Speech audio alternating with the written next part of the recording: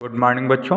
Last class में हम लोगों ने देखा था कि आप लोगों का सिलेबस क्या है और उसको कितने कितने नंबर का क्या होता है। आपका 70 नंबर का आपका रिटन एग्ज़ाम होता है और 30 नंबर का आपका प्रोजेक्ट होता है, मैंने बताया था आपको। अब आज मैं आपका फर्स्ट चैप्टर स्टार्ट करूँगा जिसका नाम है संख्या पद्धति, इंग्लिश में कहते हैं नंबर सिस्टम। तो ये नंबर सिस्टम इसके पहले भी हम लोग चीज़ें पढ़ते आए हैं। कक्षा 1 से हम लोगों को पढ़ाया जाता है कि गिनती सिखाई जाती हैं 1 2 3 4। उसके बाद भी आगे हम बढ़ते रहते हैं तो हमें गिनती उसमें एक में एक जोड़ेंगे तो क्या आएगा। इस तरीके की बहुत सारी चीज़ें हम लोगों ने सीखी। तो नंबर सिस्टम में हमें अब कितने टाइप के नंबर होते हैं ये चीज़ देखनी है। अभी तक तो हम लोग केवल यही जानते हैं 1 2 3 4 5 6 होते हैं, लेकिन कितने टाइप के होते हैं उनको भी अलग अलग कैटेगरी में बांटा गया है। तो वो कितने प्रकार के होते हैं, क्या उनकी प्रॉपर्टी होती है, ये आज हम लोग देखेंगे। तो सबसे पहला जो आपका है प्राकृतिक संख्या। प्राकृतिक संख्या क्या होती है, जिसको इंग्लिश में बोलते हैं नेचुरल नंबर। तो जब हम कभी किसी से कहते हैं कि चलो क्लास में काउंट करो कितने बच्चे हैं, तो आप लोग काउंटिंग स्टार्ट करते हैं 1 2 3 या 1 2 3। तो वो नंबर जिनसे हम लोग गणना करते हैं या काउंटिंग करते हैं उनको हम क्या कहते हैं, प्राकृतिक संख्या। जिन संख्याओं की मदद से हम लोग गिनती करते हैं उन संख्याओं को हम लोग प्राकृतिक संख्या कहते हैं। और इसको हम लोग एन, कैपिटल एन से रिप्रेजेंट करते हैं। तो एन क्या है, नेचुरल नंबर का एन यहाँ से आया है नेचुरल नंबर। और ये क्या होते हैं भाई, 1 2 3 4 और सो ऑन, आगे बढ़ते चले जाओ। तो ये सभी आपकी प्राकृतिक संख्याएं हैं। यहाँ पे नोट करने वाली एक चीज़ है कि सबसे छोटी प्राकृतिक संख्या क्या होती है, 1 होती है। और सबसे बड़ी प्राकृतिक संख्या कोई भी नहीं बता सकता कि जैसे ही आप कोई नंबर बोलेंगे उसमें 1 जोड़ दिया जाए तो उसकी अगली प्राकृतिक संख्या हमको मिल जाएगी। नेक्स्ट है आपका पूर्ण संख्याएं। पूर्ण संख्याएं क्या होती हैं, अगर हम प्राकृतिक संख्याओं में जो नेचुरल नंबर हैं इनमें अगर 0 को और मिला दिया जाए, इसमें 0 और डाल दिया जाए, मतलब हमारा जो सेट बन जाएगा होल नंबर, इसको इंग्लिश में होल नंबर कहते हैं। इसके W से इसको रिप्रेजेंट करते हैं। तो ये नंबर 0 1 2 3 एंड सो ऑन। तो ये आपकी पूर्ण संख्याएं होती हैं। तो पूर्ण संख्याओं में सबसे एक चीज़ नोट करने वाली है कि 0 आपकी सबसे छोटी पूर्ण संख्या है। और जितनी भी आपकी प्राकृतिक संख्याएं थीं सभी की सभी क्या हैं, पूर्ण संख्याएं हैं। 0 एक ऐसी पूर्ण संख्या है जो प्राकृतिक संख्या नहीं है। उसके बाद हम लोग आते हैं इंटीजर, पूर्णांक।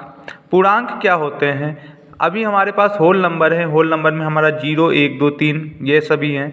अगर हम इन प्राकृतिक संख्याओं के, जो प्राकृतिक संख्याएं हमारे 1 2 3, इनके निगेटिव नंबर्स भी ले लें, निगेटिव साइन के साथ भी नंबर ले लें, तो उनको क्या बोलते हैं, पूर्णांक, या इंग्लिश में इंटीजर बोलते हैं।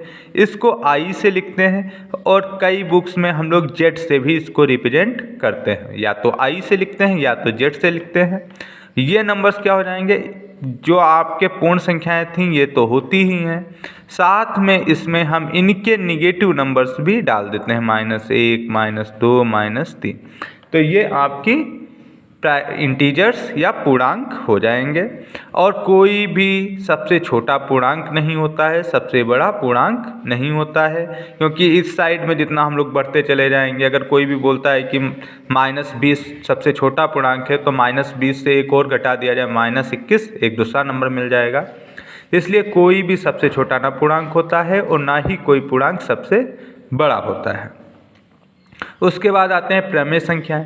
प्रमेय संख्याएं क्या होती हैं, इसको R से तो रिप्रेजेंट करते हैं। सबसे पहली बात, वो नंबर्स, सारे के सारे नंबर जितने हैं वो नंबर्स जो PQ की फॉर्म में, मतलब कोई नंबर जो इस तरीके से लिखा जा सकता है जहाँ पे हमारे PQ क्या है, P और Q आपके पूर्णांक हैं। PQ क्या है, आपके पूर्णांक है। और जो Q है वो आपका 0 नहीं होना चाहिए, क्योंकि अगर Q 0 हो गया तो ये अपरिभाषित हो जाएगा, क्योंकि किसी भी नंबर को अगर 0 नंबर से डिवाइड करें तो इस टाइप का कोई नंबर नहीं होता है, जिसको हम लोग अपरिभाषित बोलते हैं। तो वो सारी संख्याएं इसमें आ जाएंगी जिनको हम लोग PQ के रूप में लिख सकते हैं, जहाँ PQ क्या है, आपके पूर्णांक हैं और Q आपका 0 नहीं होना चाहिए। अब इसके बाद आते हैं हम लोग तुल्य परिमेय संख्याएं। अब ये तुल्य परिमेय संख्याएं क्या है, इंग्लिश में इक्विवेलेंट रेशनल नंबर। तो अगर कोई भी रेशनल नंबर है, मान लो 3/4 एक रेशनल नंबर है अपना, अगर हम इसको किसी नॉन जीरो मतलब जो नंबर जीरो ना हो उससे हर और अंश में और हर में दोनों में गुणा कर दें तो जो नया नंबर मिलेगा, जैसे यहाँ पे 2 से गुणा की तो 3 दूनी 6, 4 दूनी 8, ये नंबर मिलेगा। तो ये जो नंबर हमको मिला तो ये नंबर हमारे इस प्रमेय संख्या के तुल्य है। ये वाला नंबर तुल्य मतलब इक्विवेलेंट, लगभग बराबर ही है। लगभग बराबर क्या, ये बराबर ही है क्योंकि यहाँ पे 2 से भाग दिया जाए तो ये नंबर इसके बराबर आ जाएगा। तो अगर किसी प्रमेय संख्या में किसी नॉन जीरो नंबर, मतलब जो नंबर जीरो ना हो, उससे अंश और हर में दोनों में गुणा कर दी जाए तो जो नया नंबर मिलता है उस नंबर को उस नंबर के तुल्य प्रमेय संख्या बोलते हैं। तो तुल्य प्रमेय संख्या समझ में आ गया कि किसी भी नंबर को, कोई भी रेशनल नंबर दिया है, मतलब प्रमेय संख्या दी हुई है, उसके हर और अंश में अगर एक सेम नंबर से गुणा या भाग कर दिया जाए तो जो नंबर मिलेगा वो नंबर उस दिए हुए नंबर के तुल्य प्रमेय संख्या होगा। अब प्रमेय संख्याओं का दशमलव निरूपण, ये सबसे इम्पॉर्टेंट चीज़ है, ये यहाँ से बहुत क्वेश्चन आता है। तो जब हम किसी भी नंबर को किसी नंबर से भाग देते हैं, जैसे मान लो ऊपर वाला एग्जांपल लिया, अगर हम लोग 3 को 4 से भाग दें मान लो, तो भाई यहाँ पे सबसे पहले पॉइंट बढ़ाएंगे तो यहाँ पे एक 0 आ जाएगा, 4 सत्ते 28, 2 बचेगा, फिर 0 बढ़ जाएगा, 4 पंचे 20। तो ये आपका यहाँ पे आपको क्या मिल गया, 3/4 बराबर 0.75। तो ये आपका क्या हो गया, इस प्रमेय संख्या को, जो हमारी प्रमेय संख्या थी 3/4, इसका दशमलव निरूपण हो गया। इसी टाइप से अगर हम देखें, 1 को अगर हम 3 से भागते हैं तो 1 को 3 से भाग देंगे तो 3, पॉइंट बढ़ाएंगे, 0 आ गया, 3 तिहाई 9, फिर 1 आ गया, फिर पॉइंट तो है ही, 0 बढ़ा दिया, 3 तिहाई 9, फिर 1। इस टाइप से कभी ख़त्म ही नहीं होगा। तो 1/3 को हम लोग दशमलव निरूपण में जब लिखते हैं तो इसको लिखने का तरीका ये होता है 0.3, इसके ऊपर बहुत सारी बुक्स में लाइन खींचते हैं, बहुत सारी बुक्स में इसके ऊपर पॉइंट लिख देते हैं।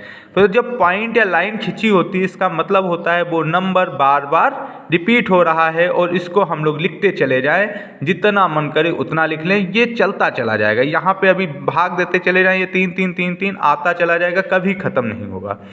तो किसी भी प्रमेय संख्या का जो दशमलव निरूपण होता है उसको हम सिंपली भाग देते हैं, जो हमें नंबर मिलता है वही उसका दशमलव निरूपण हो जाता है। जैसे अगर कोई नंबर रिपीट कर रहा है, यहाँ पे मान लो 2 नंबर रिपीट कर रहे होते तो 2 नंबर लिख के उसके ऊपर लाइन खींच देते। उसके बाद आपका नेक्स्ट है 2 प्रमेय संख्याओं के बीच प्रमेय संख्या ज्ञात करना।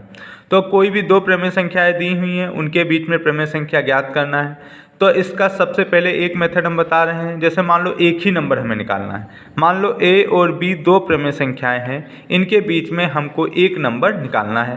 तो भाई एक a यहाँ पे था, b यहाँ पे था, तो इसके बीच का नंबर हमें निकालना है। तो क्या करें भाई, a + b/2, तो इसके बीच में एक नंबर मिल जाएगा।